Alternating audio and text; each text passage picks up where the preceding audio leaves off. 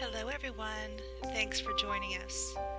Today we're going to talk about the restoration of our front doors. This was quite a spur of the moment decision and one we're glad we made. We know that the doors were added sometime between the late 1850s through 1897. This photo was taken in 1897, and the family who owned the house at the time, the Peasehold family, had just transformed it into the second empire that we all know and love today. We believe the doors may have been added at that time.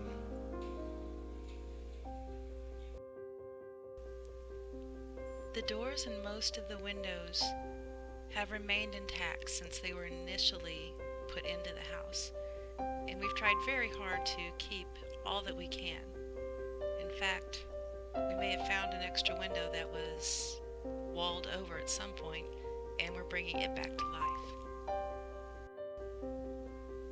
And in this sad photo, we see the house as so many people remember it before the Amon family bought it and brought it back, and the doors were still in place.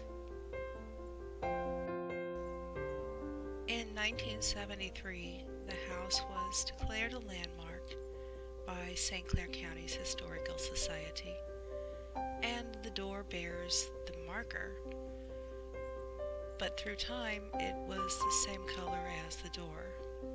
Most people didn't notice it.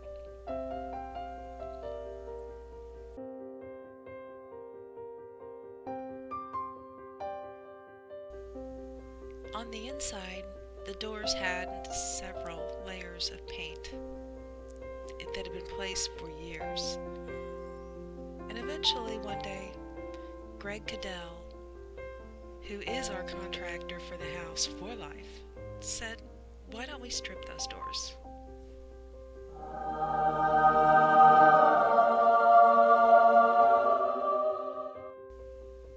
How that thought had never crossed our minds, I just don't know. But the doors were down, and a piece of plywood went up, and that's how it would stay for a few months. As Greg worked to strip all the years of paint off, we found the perfect door knockers. What better to be on this house than this face? All of the door jewelry, as we've learned to call it, was polished, sometimes painted brass, and then put back in place the way it would have looked 150 years ago. While the doors were down, the trim was painted on the exterior, and then the doors came home. While the doors were down and being stripped, it was discovered that about a 2-foot section of the lower left corner of one door had completely rotted. Had we not listened to Greg and stripped and refinished these doors, we never would have known this.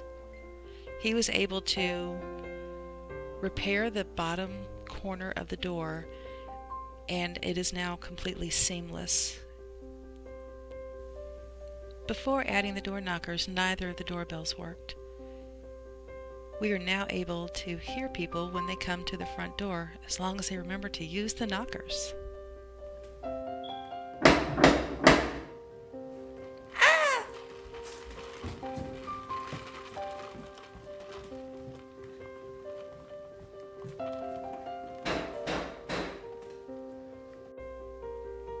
Thanks for taking the time to join us on this little adventure where we got our front doors back and awesome knockers.